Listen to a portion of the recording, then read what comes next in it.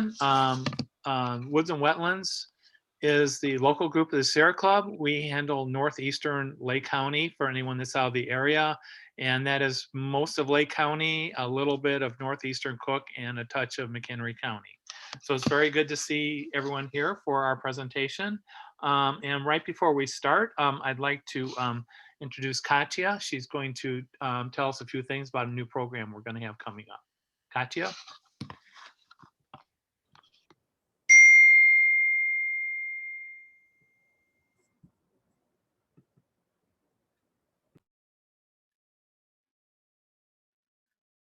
Take off the spotlight a second, Gloria. I'm going to try to unmute her. Let's see. Let me try to find her here. She's not showing up. Excuse me. Katya. All right. There we go. All right. Katya can unmute herself now. Okay, great. Hi, everyone. I'm glad to see all of your names and some of your faces. So I'm Katya, and I am the membership co-chair for the Woods and Wetlands chapter of the Sierra Club. And I'm working with Gloria to start the Sustainable Circle. And this is going to be an educational series, a monthly meeting focused on action. So what we want to do is we want to help people implement sustainability in their lives so they can improve their social and environmental impact. And we're going to cover various topics, including zero waste, energy efficiency. And so the point of having monthly meetings is so that we can have a community of people that are implementing sustainability changes in their lives, because it is a lot to try to live sustainably, and sometimes it can be overwhelming. And so what we want to do is we want to centralize educational resources, local information about organizations, grants available, subsidies, anything about that's relevant locally for living more sustainably. So we want to share all of those resources in a manner where we can set goals, check in on each other during the meetings, and create a community that can provide support in making all of these changes. And there's going to be no grades. It's just going to be support and education. And so we have a link right here. It's the bit.ly/SUST circle. So people can look up this link and they can sign up to get more information. We're also looking for people to help us plan these events and to also participate. And the good thing is we're going to have these in English and Spanish. They're going to be separate, the English and Spanish ones, in case you know of anyone that would be interested that speaks Spanish. But yeah, so this idea came from a variety of programs that are in California. And the programs over there, they're more run like nonprofits, but the goal is the same. The goal is to guide people to live more sustainably, because although it is widely known that it's mostly based on companies, a lot of the climate change, a lot of the greenhouse gases is related to industrial activity. Experts say that what we do at our home can save us time. So what we are doing would save us time, and with greenhouse gas emissions, with tipping it to, the 2-degree changes in global temperature. So what we do is important. It's not everything, and we do need change at the government company level, but what we do matters, and we want to help people get there. So if you have any questions, you can email me or fill out the form. I'll put my email in the chat. But yeah, I'm excited to see people sign up the form.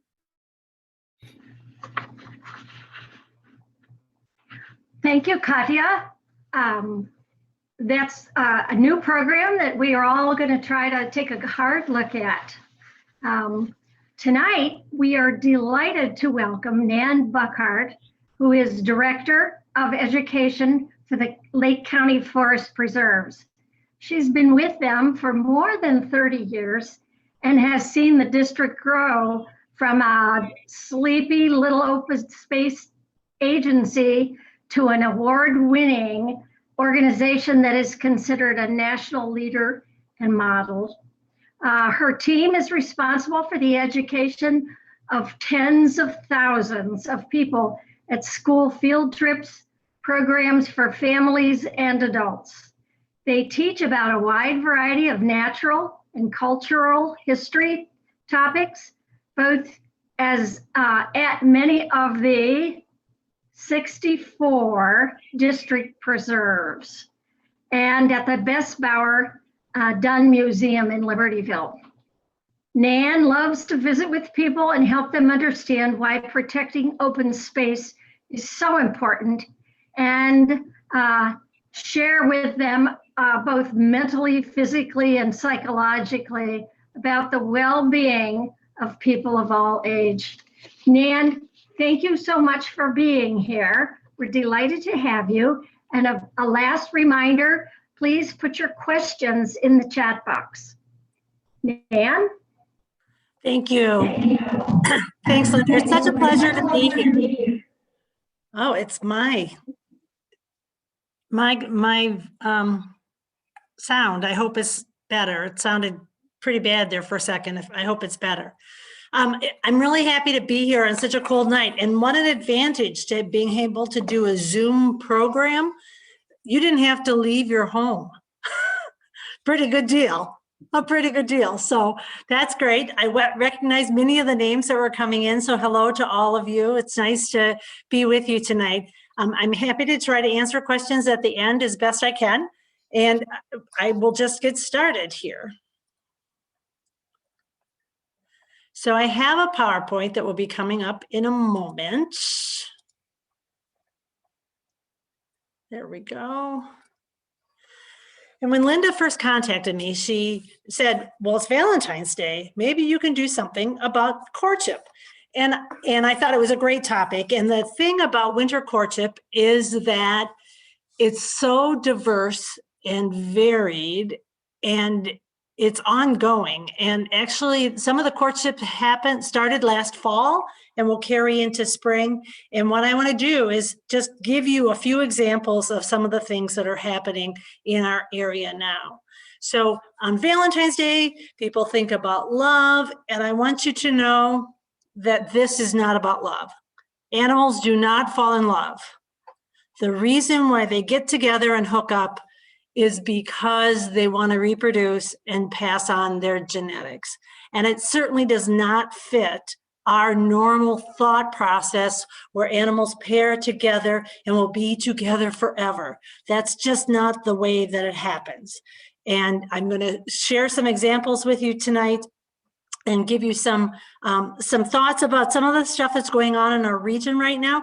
But the one thing I can guarantee you that it does, the courtship of animals does include amazing adaptations and ways for them to be able to pass on that genetic material. And as I said, it is ongoing right now. So I want to start with cold-blooded animals. Most of the time in the winter, especially in these freezy days that we've been having recently, people don't think about cold-blooded animals and that they may actually have some activity going on right now. So there are a few animals that I wanted to talk about tonight. One of the animals is called a stonefly.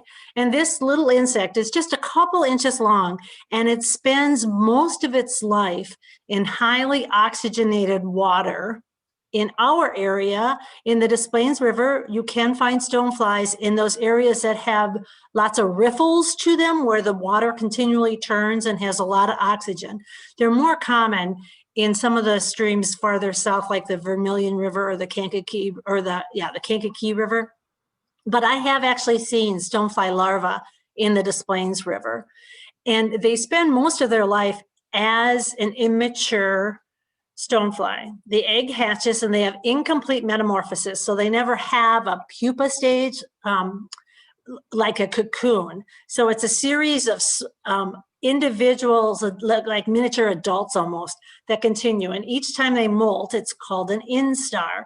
And they may go to up to 23 instars and changing. And then in January and February, they crawl out They're not flighted at that time. They crawl out of the water, crawl up the side of a tree, and find lichens or algae on the side of the tree, sometimes fungi, and they eat and may be alive as adults for several weeks. There'll be a mating frenzy. The females lay eggs and all the adults die. And then the eggs settle to the bottom and will take several months to mature to be able to hatch into that first instar. And then that process goes on again. And it could be those instars from egg to adult could take several years in order to be able to get to the point where they're going to come out. In Illinois, we have 65 different species of stoneflies, and 20 of them have this wintertime mating schedule. So it's pretty impressive that an insect could have that much wherewithal to be able to mate in the winter. Snow fleas are another thing that you may be able to see probably more in March and into April as we get those much warmer days. Snow fleas will just be, it will look like pepper on top of the snow, little specks.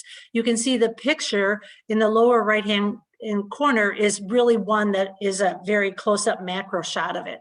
And these snow fleas aren't fleas really at all. In fact, they're not even insects. They belong to a different group of animals called hexapods. They have 6 legs. And for a long time, scientists thought they were insects, but they realize now they're not.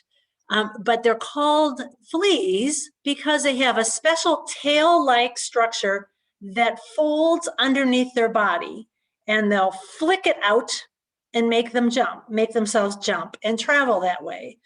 And it reminds me of one of those toys that sometimes kids can play with where they push it down and then it releases and springs it up. So the stone fleas then come to the surface of the snow, and they actually have to have water around them in order to respire. They don't have lungs. So they find wet places, and that's the melting snow.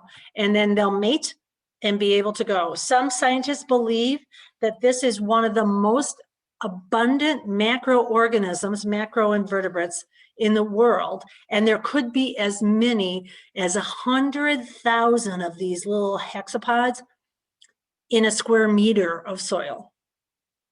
That's a pretty amazing thing. Moving to a somewhat larger animal, we have burbots, and these are fish, native fish that live in Lake Michigan, and they mate and lay eggs in the wintertime.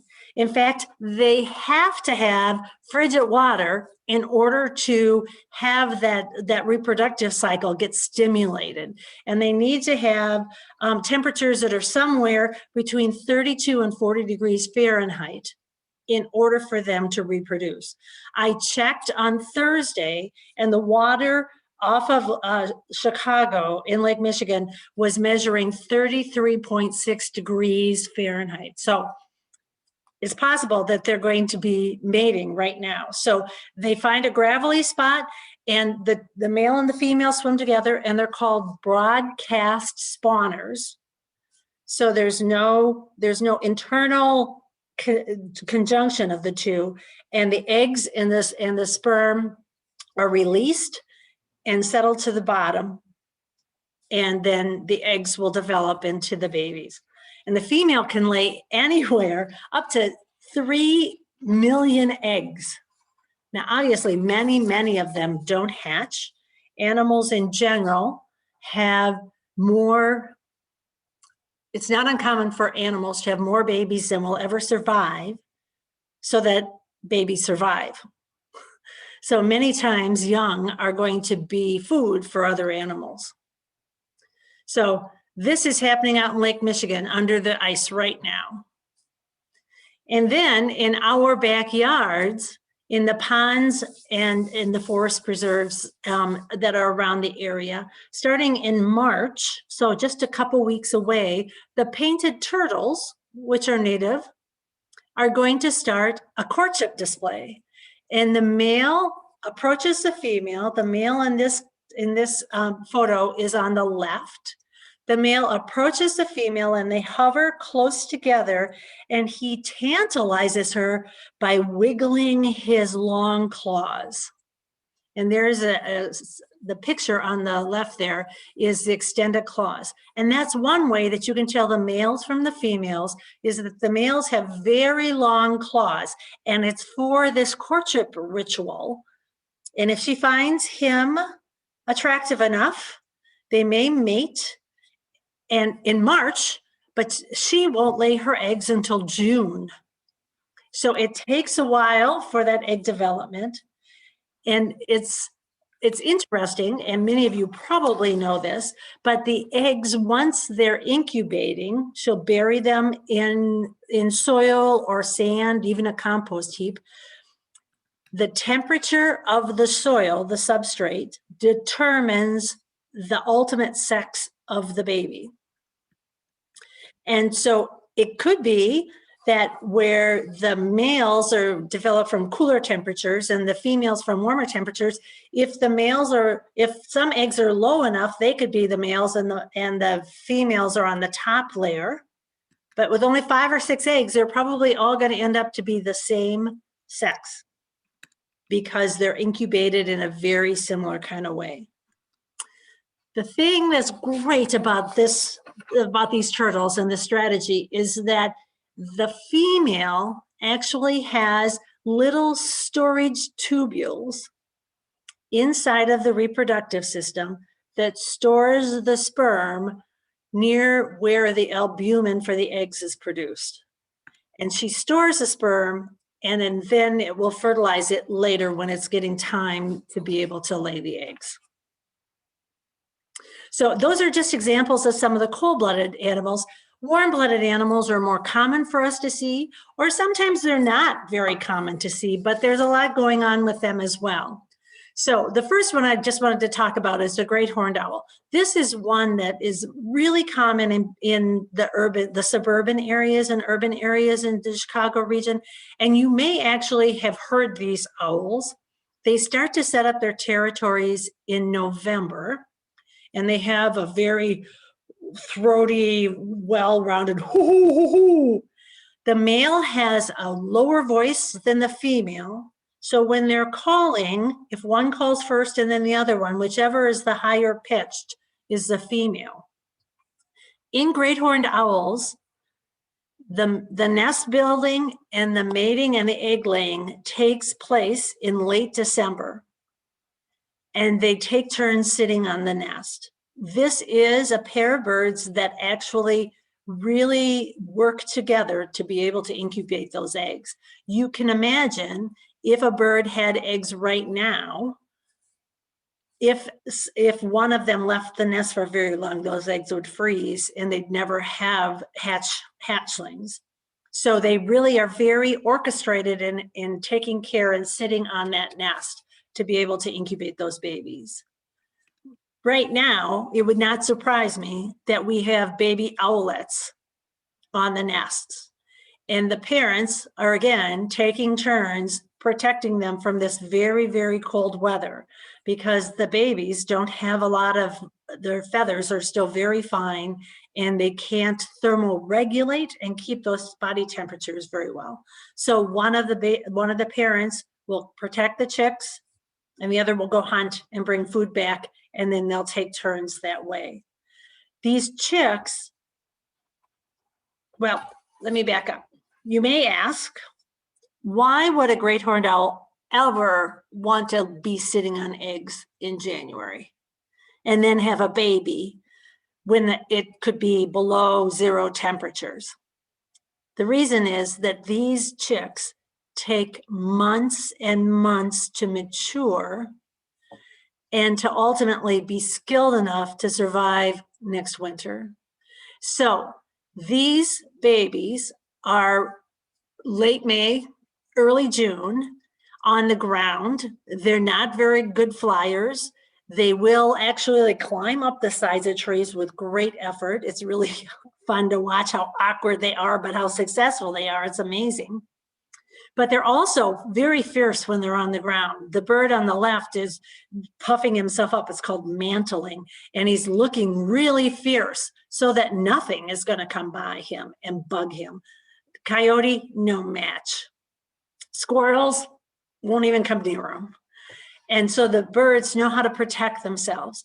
It won't be until fall when they're good enough hunters to be able to really feed themselves on a regular basis. But maybe you've even heard the great horned owl babies, juveniles, screaming for mom and dad in August and September, saying, come feed me, and the parents just don't show up. But the strategy in mating in the winter is to make sure that your offspring has enough time to be able to mature to get to that next level. So mallards started getting ready for mating last fall. And they did that in a couple ways. The male here has that beautiful plumage, and that's his courtship plumage, his mating plumage. And that actually came in fall. So he's been in that plumage since September. Many other birds that come to our area during migration finish their courtship plumage right before they come on migration. So they may not even have all of their feathers completely molted out until late spring. Red-tailed hawks in this area don't replace their feathers till summer, when food is a really big resource. So the mallards get ready in the fall, and the male and the female actually do pair up, and they're pretty reliant on each other and really protective of each other. The male will be very aggressive to unmated males that come, but in mallards there is forced copulations. There's just really aggressive behavior towards one another. The males will actually go through a lot of courtship movements where they will, all of these things are true. They'll flick their head, they'll bob up and down, they'll stretch, they make noises, and all of these things are reinforcing that pair bonding. So when mating does happen, the male comes on top. It's often done in water, not on land. And when it's in water, the female actually gets submerged, which looks horrible to a human. It's normal to a duck. It just is what ducks do. She shakes her feathers a little bit and she's good to go. So in mallards, though, it's interesting because there is so much extra mating activity that just happens because the males are very aggressive and will just mate with anything that stands still, including other males, that the female has the ability to actually stop the sperm of a rival male from fertilizing her eggs, and she'll use only the sperm from her mate. Now, don't ask me how that happens. It's just a wonderful thing that control can happen to be able to, once you pick your genetic partner, that's what they're working on. Now, other ducks also have very ritualized courtship displays. This is a common Goldeneye Male, and these are birds that you'll see here in the wintertime, and they have little peepee noises, and they throw their head back almost in an unimaginable way that anything could flex that way and kick up water. And they are right now in the throes of courtship, and if you can find some open water where there's goldeneyes, you likely will see this behavior. Also, head bobbing is another thing that they do. Now, not that this has to do necessarily with courtship, but that's a female goldeneye, and I just wanted to show you that because the pair looks so different that it almost looks like it could be a different duck species. But often the male and the female are very close together, so you can see that pairing pretty easily. Now, one of my favorite signs of spring is the Cardinals whistling song, and you may be able to play this in your head right now as I'm talking to you. The song itself is part of the whole courtship ritual. The whole mating part doesn't happen for some time, but the male sings to let females know that he's a fine choice, but also to set up territories. And he will go from edge to edge of his territory all the way around and sing his song to let other males know, stay away, this is mine. Cardinals tend to be monogamous, and later in the spring, they'll actually go through courtship feeding, where the male will feed the female berries, seeds, things, and it's part of their ritual.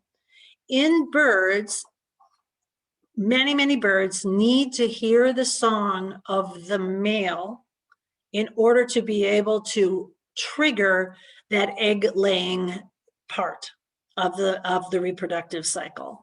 So that's part of the ritual in being able to do the courtship for the cardinals.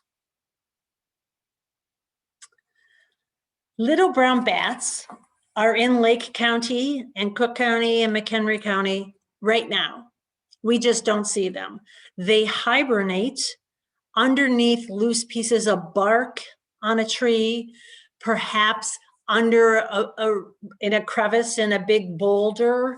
It could be in an unused shed, it could be behind a shutter, but little brown bats hibernate, which means that their whole body chemistry changes so that everything is slowed down dramatically. Heartbeat, breathing, all the digestive, or all of the different systems really slow down. To come out of hibernation takes a while. It doesn't happen like that. So the strategy for the little brown bats is that they're solitary when most of the year. So you're not going to see a huge colony a lot of times of little brown bats. So they spend a lot of time alone. So their strategy is actually to mate in the fall before they go into hibernation, so that the female can actually have that viable sperm. And then they actually delay I have to make sure that I get this right. So they delay the fertilization. So little brown bats have delayed fertilization. So that sperm can be viable for months and months and months while the female hibernates. And then in spring, when she wakes up, she can get pregnant, go through gestation, and then have her babies just as the food supply explodes. Another example of a baby that takes several months to be able to be ready for the winter. So the advantage to this is that the timing in the food source is just right, so that they can then take advantage. If she were to mate when the food was right, the babies might not make it through the winter. Sometimes this mating actually happens after the female's in hibernation and the male finds her. So another example of it's not love. It's just nature. Mink. Mink are active all winter long. These are not hibernators. And the mating's already begun in our region. And this kind of mating is very aggressive. The female does not play nice. She is very selective with the mate that she chooses.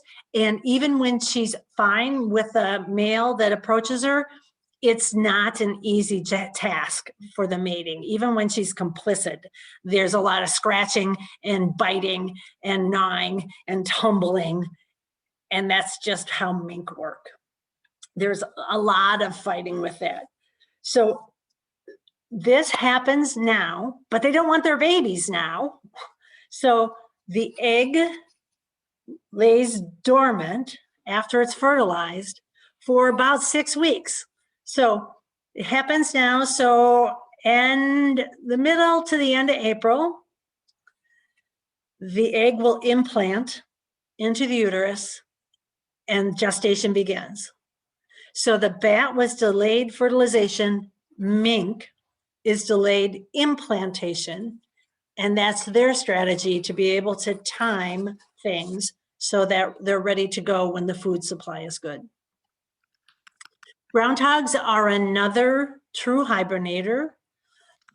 Their whole system just shuts down remarkably. They're breathing, they breathe about as many times a minute as humans do, but when they're hibernating, they may only breathe 3 or 4 times a minute. Their heart rate is similar to ours, and it goes down to 1 or 2 beats a minute. I mean, it's just this dramatic change. Their body temperature is close to 100 during the summer. In the winter, when they're hibernating, their body temperature goes down closer to 35 or 40 degrees. So it's a slow increase, but there's a trigger inside that says it's time to wake up. And the males wake up first. They go and they seek the dens, the burrows where the females are hibernating, and the male will go in with the female. They'll actually couple and mate. He'll stay for a while, a few days, a couple weeks, and then he leaves to go find another burrow. She goes back to sleep, pregnant, wakes up, and there's babies, and then she raises the babies. So there's no long-term pairing in groundhogs at all. They're solitary and on their way. The female does all of the raising. Now, skunks are not hibernators, but they are deep sleepers. So during this time of this kind of weather, they will be underground in a burrow and be sleeping. They could be sharing a burrow with a groundhog even, and will be sleeping.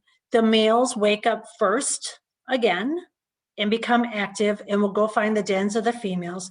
If the females are not interested, they actually spray the males, which is a good deterrent. So he doesn't get what he wants, and he goes away smelling really bad. Typically, I can tell when the skunks are moving. They haven't started moving yet this year, but I can usually tell because there's a lot of roadkill, and you're going to be able to smell the roadkill. And so in the next couple weeks, pay attention. And if you smell a lot of skunks, you know that the males are up and are active and are seeking out the females and going to their dens. And the skunks also use delayed implantation in order to make sure that the babies are going to be at a place that they need to be when food is abundant. And the last one that I want to talk about is possums. Now, I think that probably every one of you know that the possums are a marsupial. They're our only North American marsupial. So they're related to kangaroos in that way. They are pretty remarkable animals, actually. They're really remarkable animals. Not only are they pouched, but their babies are the smallest mammal baby that is born in North America. And it's also the shortest gestation. The gestation period's just 14 days, and the babies are not much bigger than a grain of rice when they're born. The female, well, I wanted to mention this. I think this is really funny that sometimes the mating happens and the sperm is held, and then the implant or the fertilization is done later, because these guys actually ovulate, and they ovulate very late. I emphasize the word part late, where the embryonic development, even though they might mate in fall, doesn't start till spring, or midwinter, doesn't start till spring. But once the babies are born, it's a race, because there could be up to 24 babies that are born. And the mom only has 13 mammary glands, 13 nipples. And the babies have to race to attach to a nipple for another 4 weeks before they come out of the pouch. So it's the first 13 make it, and the rest of them don't have a chance, because it's an attachment to a specific nipple for the rest of the gestation, external gestation. And then eventually the babies are active and they stick with the mom for quite a long time during the summer. I couldn't resist this picture. I thought it was such a cute picture. But that's just an example of a few things that are going on during the winter time. A lot of times people think of the winter as a time of complete dormancy. Nothing's happening in nature, nothing's going on. And that's just not the case, just not the case. So I don't know whether there was any questions. I'd be happy to see if I could answer some things for you. Just wanted to give you a little bit of an overview of things that are going on and things you might be able to pay attention to and look for in the next few weeks. Thank you, Nan. And we do have a plethora of questions. I don't know. This is the scary part for any presenter. Let's see. The first, we had a comment, go animals. Let's see. The first one that I have, and I'll read one, and then Steve, oh, you don't see him. Do we have any research to say whether animals know they are reproducing when they are, or is it just an act?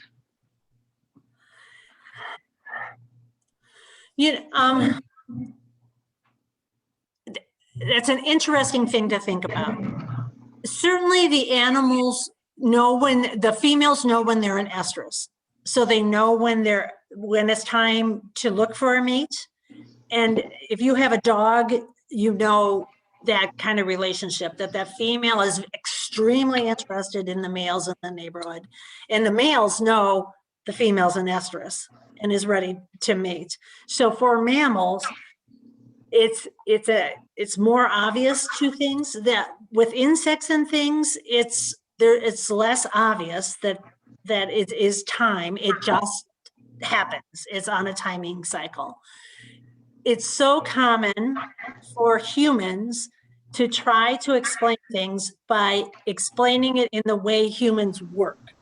So how we think and how we feel and the emotion and all of those things. And animals don't operate like that. It's instinctive. And for birds, for example, a lot of the reaction in birds actually is triggered by the length of time the sun is shining, the daylight time. And when it reaches a certain time, then this behavior starts. So, and that's actually the same thing with plants, that some plants, they won't bloom until there's a certain amount of sunlight hours. That's the thing that's going to trigger it. So there are some internal triggers that happen in nature. So it's kind of a mixed bag with some animals, and with some animals, they're being that animal, that how they're designed. Steve, do you want to take one? Yeah, I finally figured out how to do it. This is a question from Tom. Do we have any insight as to how animals determine a prospective mate? That prospective mate is sufficiently attractive enough to mate, and is it a matter of appearance or some sort of scent or a display of strength or card tricks or seduction or what? Not card tricks, but pretty much any of those other things. There's examples of that.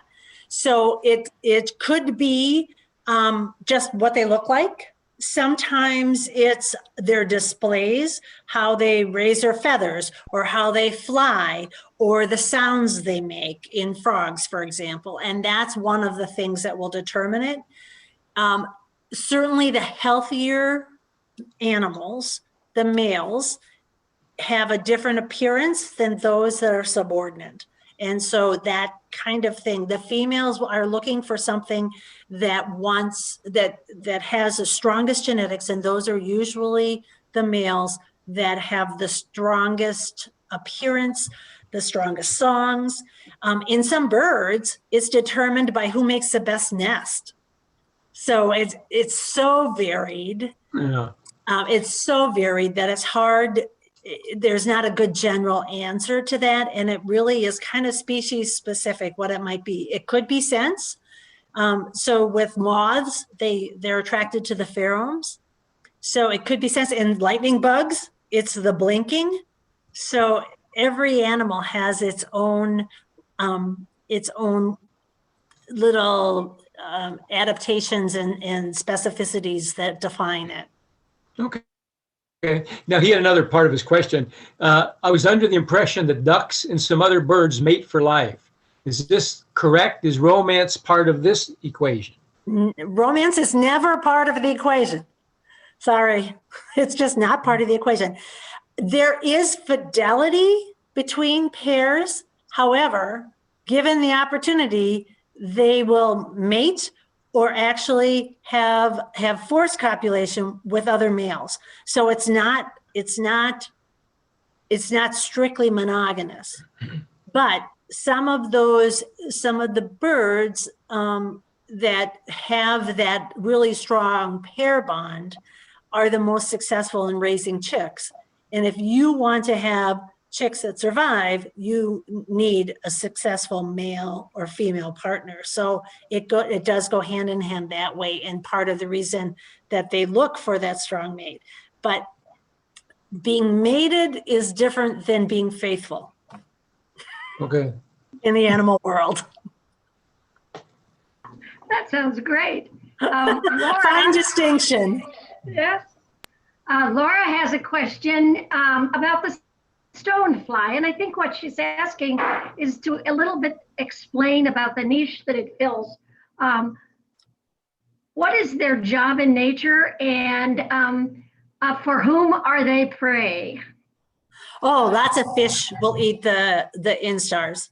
As adults, there's not much that would eat them because maybe birds would have some extra protein, but there's not other animals, a lot of animals that are so active at the time when they're out there with their mating dances in the winter.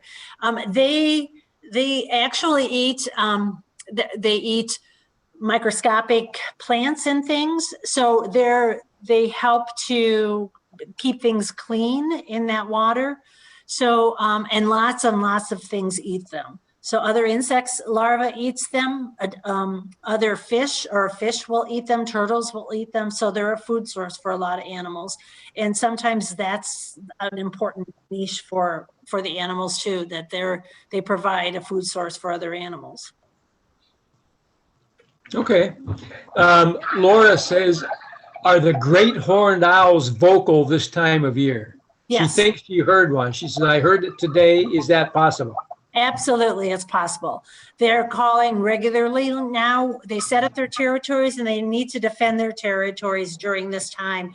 It's so critical to them to be able to find food to feed their babies.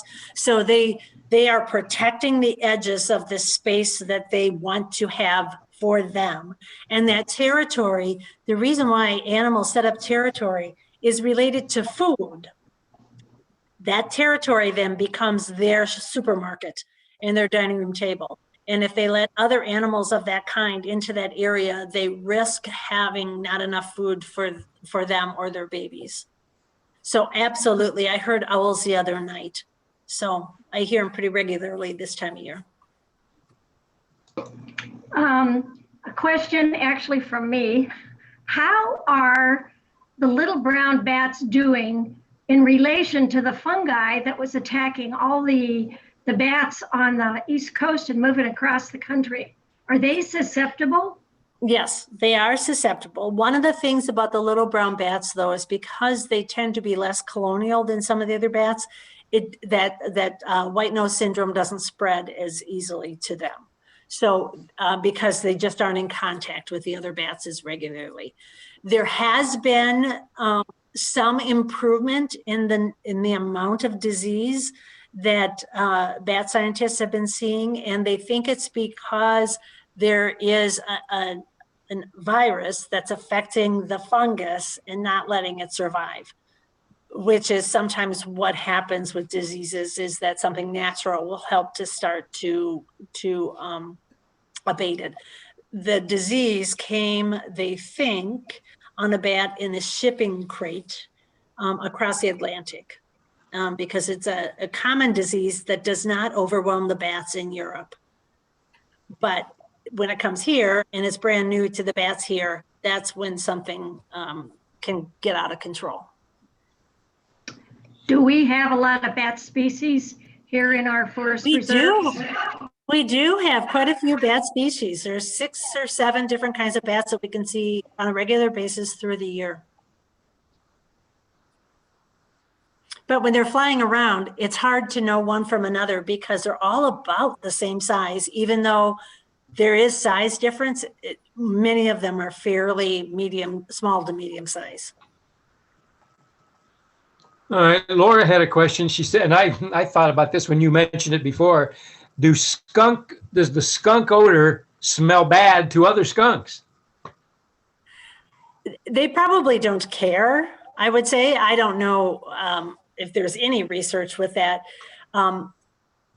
It's an odor. When the female sprays the male, the chemical itself could have a reaction to the moisture, or the mucousy parts of their face, like the eyes and the mouth and the nose, which is part of the irritation when your dog gets sprayed. The skunk wants to be as close as they can so that they can get the face and all those mucous membranes, because there's a chemical in there besides the smell that's an irritant. And that's the thing that, as much as anything, that drives it away. Your dog doesn't think about it. Your dog does not care if it stinks, right? It just does not care. You've seen it roll around in another dog's feces, so you know it doesn't really care. But it's that chemical burning on the face that's really the key to the skunks. Yeah, okay. Laura has another question about the mink. Is it just part of their cycle? Do we know why they fertilize so early? Do we know why they what? I missed that, Linda. How do we know why mink fertilize so early? It's just part of the way that they have been, that their body has evolved and the adaptations that they have. It's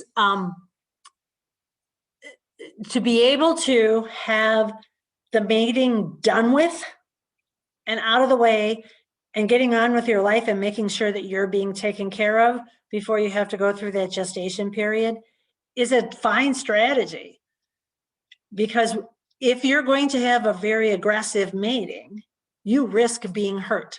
And if you're hurt, you don't want to have an issue with carrying your baby. So if you have a time to heal, and then you can carry on with the rest of the gestation and having the babies, that's a pretty good strategy.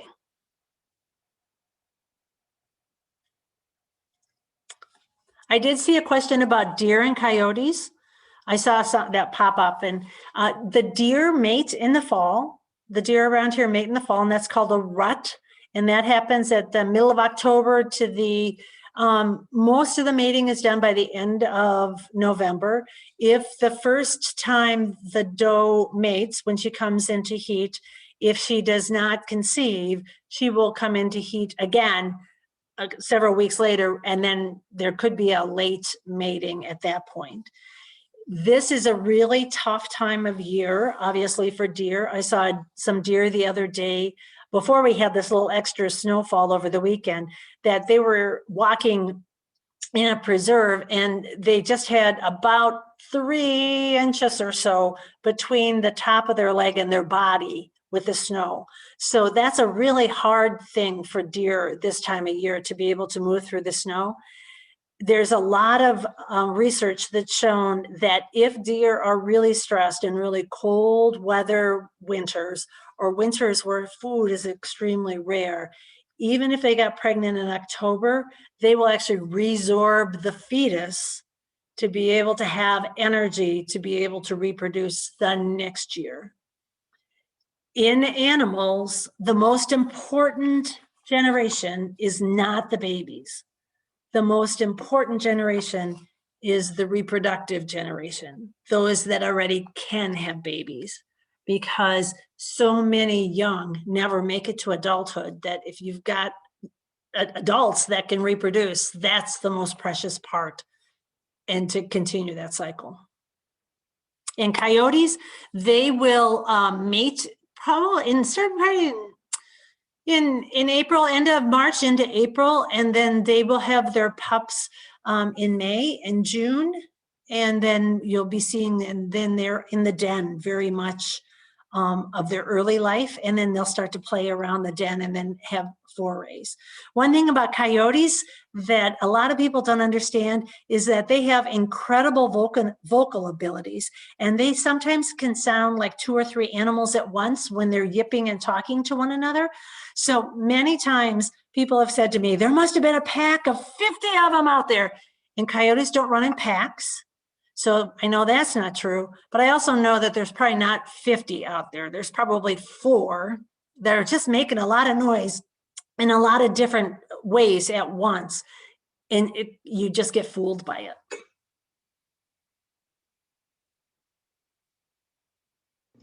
I don't think we have any more questions, although someone wanted to be, I don't know if you can see it, Rosemary, someone had their hand up and I think wanted to ask a question.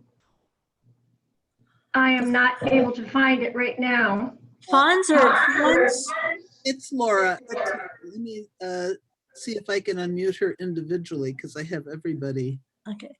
There was just a question about when fawns are born. Fawns are born late May, middle May maybe into June, depending on when the mating actually happened. But they're also very secretive at first.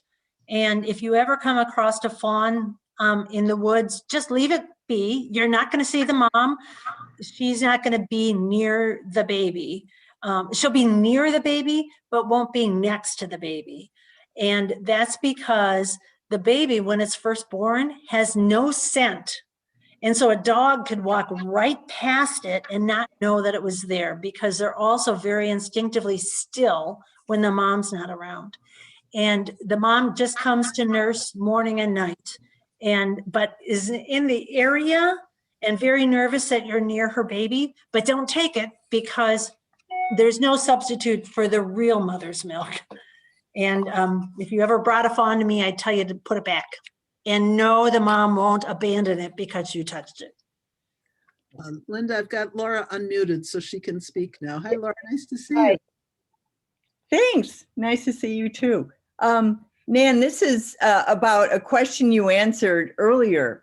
And it's the problem really is, as are most problems with humans, but it is, somebody asked about, do they know when they are mating and in the different stages, and you explained it. And it seemed to me, I tried to put this into the chat, that their bodies know. Right. So often when humans say, do they know, they mean, are they consciously aware, not of what their job is, but that, if I do this now, maybe I'm going to have, you know what I mean? Yeah, there's no conscious thought, but you're absolutely right. Their bodies know, and their bodies have been tuning. They just like in humans, when we're born, we're not ready to reproduce. And it's a long process till we get to that point. And even when we're getting close to that point, it's not like that. Even though, I might have had a crush on somebody when I was 12, I was not ready to reproduce at 12, right? So it is a process. And sometimes the courtship and the activities that the animals do help to move that process through the steps. So all of those, the mammal or the mallard diagram that I showed you, where they throw their head back and they kick up the water and they bob their head, all of those are things to reinforce that pair bond, so that at some point the female will get the signal, okay, I'm good. I can now produce an egg. And so it's all preparatory for that. But you're right, their bodies know, but they're reacting to their bodies more than thinking about, oh my, that's interesting. Well, I think if I'm correct, Steve, I think we're out of questions, but we've had an awful lot of compliments for your talk. Oh, And thank you. What a wonderful way to spend the love holiday. So we thank you so much. And unless someone else has something to add, we'll say good night, stay warm, and wear your mask. That's the way to show love. That's the way to show love. Thank you all for attending tonight. Be warm. Thank you. Thank you. Good night.